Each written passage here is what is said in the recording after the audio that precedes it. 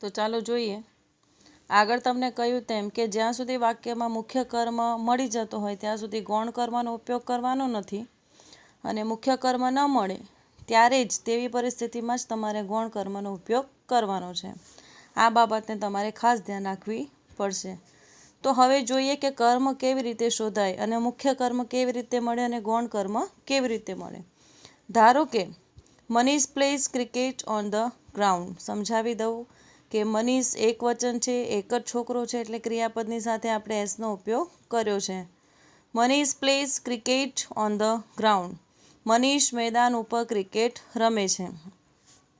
હવે એમ પૂછીએ કે મનીષ શું રમે છે, તો મનીષ શું રમે છે, શું પ્રશ્ન પૂછતા આપણને શું જવાબ મળે? મનીષ ક્રિકેટ રમે છે. તો શું પૂછતા આપણને ક્રિકેટ જવાબ મળે છે, તો ક્રિકેટ એ આપણું કર્મ બનશે. સમજાયું? Manish plays cricket on the ground. Manish મેદાન ઉપર ક્રિકેટ રમે છે. મનીષ શું રમે છે, તો મનીષ ક્રિકેટ રમે છે. તો ક્રિકેટ એ આપણું કર્મ બનશે. અને શું પ્રશ્ન પૂછવાથી મનીષ મેદાન ઉપર શું રમે છે એવો પ્રશ્ન પૂછતા આપણને જવાબ મળશે ક્રિકેટ. તો ક્રિકેટ એ કર્મ થશે, અને આ વાક્યમાં કર્મ ક્રિકેટ છે અને એ મુખ્ય કર્મ છે, કારણ કે શું પ્રશ્ન પૂછવાથી આપણને મળ્યું છે, તેથી તે મુખ્ય કર્મ છે. હવે આગળ જોઈએ.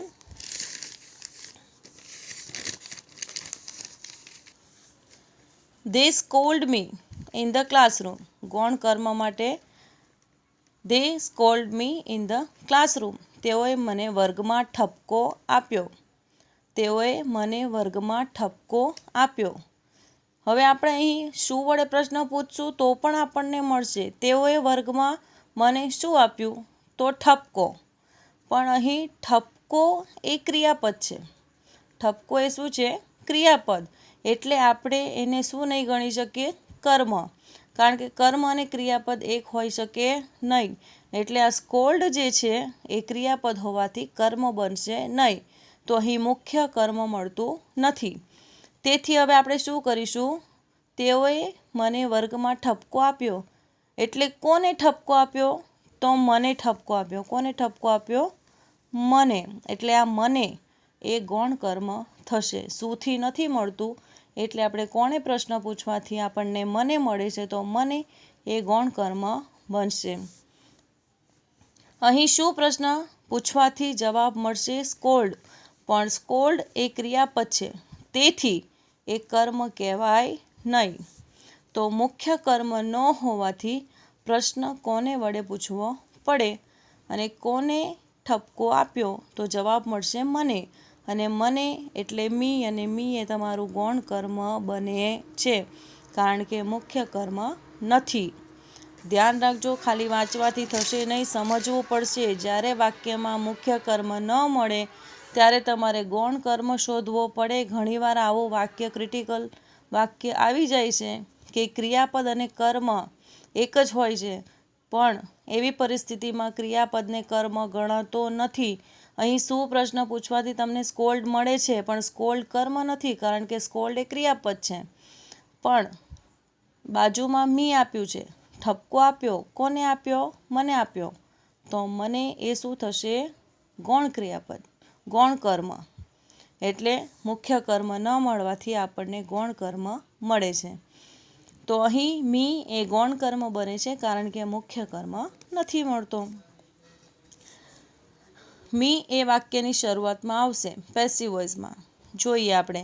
Manish plays cricket on the ground. Active voice. એનું પેસિવ શું થશે? કે cricket is played by Manish on the ground.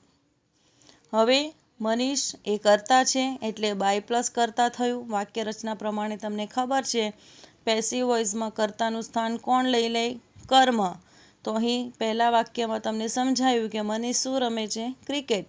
તો ક્રિકેટ એ કર્મ બનશે, અને ક્રિકેટ એક વચન હોવાથી ટુ બીનું રૂપ શું લાગશે? ઇઝ. ક્રિકેટ ઇઝ ક્રિયાપદ કેવું આવશે પેસિવ વોઇસમાં? હંમેશા V3નું રૂપ. તો cricket is played by plus કર્તા. મનીષ એ કર્તા છે, તો by plus Manish on the ground. On the ground એ અધર વર્ડ કહેવાય. Cricket is played by Manish on the ground. Cricket કર્મ છે, એક વચન છે. ઇઝ એ ટુ બીનું રૂપ કહેવાય. પ્લેડ એ V3 ભૂતકૃદંતનું રૂપ કહેવાય. બાય પ્લસ કરતા અને ઓન ધ ગ્રાઉન્ડ અન્ય શબ્દ. Next, they scold me in the classroom. તેઓએ મને વર્ગમાં ઠપકો આપ્યો. હવે એનું આપણે પેસિવ કરીએ તો મીનું આઈ થઈ જશે. મીનું મી રહેતું નથી. મીનું શું થઈ જાય? આઈ. અને આઈ સાથે હંમેશા શું વપરાય? એમ. એટલે આઈ એ કર્મ બનશે. એમ એ ટુ બીનું રૂપ થશે. I am scolded by them in the classroom. They એ કોણ છે? કર્તા. એને પેસિવમાં ધેનું ધેમ થઈ જશે. એટલે મીનું આઈ થયું અને ધેનું ધેમ. એટલે આઈ એમ સ્કોલ્ડનું V3 થશે scolded. I am scolded by them in the classroom. I એ કર્મ છે. એમ એ ટુ બીનું રૂપ છે. સ્કોલ્ડેડ એ V3 છે, ભૂતકૃદંત છે. બાય પ્લસ ધેમ એ કર્તા છે. ઇન ધ ક્લાસરૂમ એ અન્ય શબ્દ છે.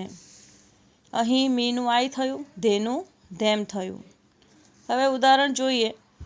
Kalpesh writes a letter. Kalpesh પત્ર લખ્યો. કલ્પેશે પત્ર લખ્યો. તો કલ્પેશે શું લખ્યું? પત્ર. તો પત્ર એ તમારું શું થશે? કર્મ. અહીં શું લખ્યું કલ્પેશે? પત્ર. શું વડે પ્રશ્ન પૂછતા આપણને શું મળ્યું? A letter. તો અ લેટર એ તમારું કર્મ થશે. અને લેટર એક વચન છે એટલે અહીં શું આવે? ઇઝ. રાઇટ્સનું V3 શું થાય? રિટર્ન. અને બાય પ્લસ કરતા. એટલે a letter is return by Kalpesh. કર્મ ટુ બીનું રૂપ V3 બાય પ્લસ કરતા. આ છે passive voice. Next, you prepare a new file in your office. You prepare a new file in your office. મેં તમને કહ્યું હતું યુ એક વચનમાં પણ વપરાય અને બહુવચનમાં પણ વપરાય. એટલે એની સાથે આવતું ક્રિયાપદ હંમેશા મૂળ રૂપમાં જ હશે. તમે તમારી ઓફિસમાં નવી ફાઇલ તૈયાર કરી રહ્યા છો. તમે તમારી ઓફિસમાં નવી ફાઇલ તૈયાર કરી છે. તો તમે તમારી ઓફિસમાં શું તૈયાર કર્યું? તો નવી ફાઇલ. નવી ફાઇલ એ તમારું શું થશે? કર્મ. શું પ્રશ્ન પૂછવાથી આપણને મળે છે? અ ન્યૂ ફાઇલ. તો નવી ફાઇલ એ તમારું કર્મ થશે. અહીં ફાઇલ એ પણ એક વચન છે એટલે ઇઝ આવશે.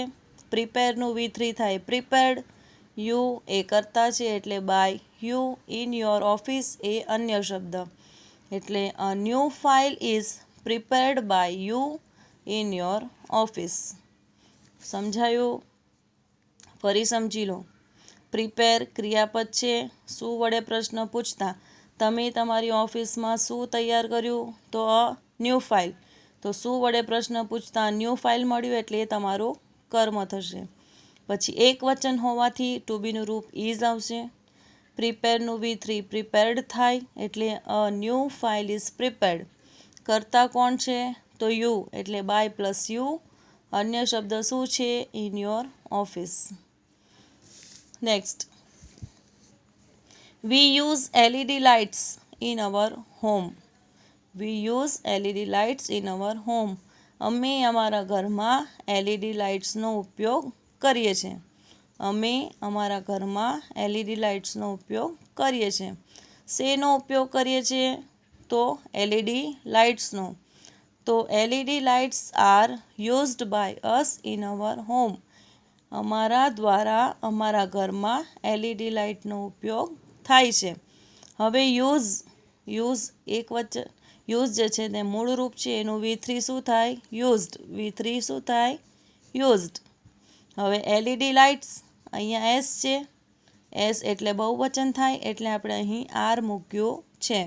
તમને કહ્યું હતું કે બહુવચન હોય, કર્મ એક વચન હોય તો ઇઝ વપરાય, આઈ હોય તો એમ આવે, અને કર્મ બહુવચન હોય ત્યારે આરનો ઉપયોગ થાય. તો અહીંયા લાઇટ્સ છે, બહુવચન થાય એટલે અહીંયા ટુ બીનું રૂપ શું આવ્યું? આર. એટલે LED lights are used by, વીનું શું થઈ ગયું? અસ. વીનું શું થયું? અસ.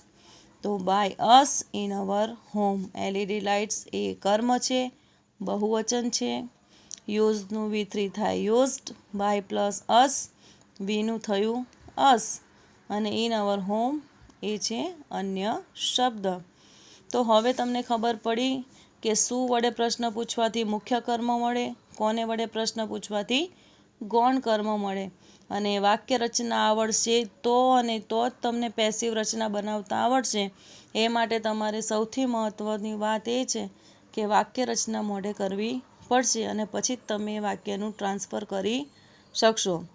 તો આગળ આપણે બીજા ટૉપિકમાં જોઈશું. Thank you.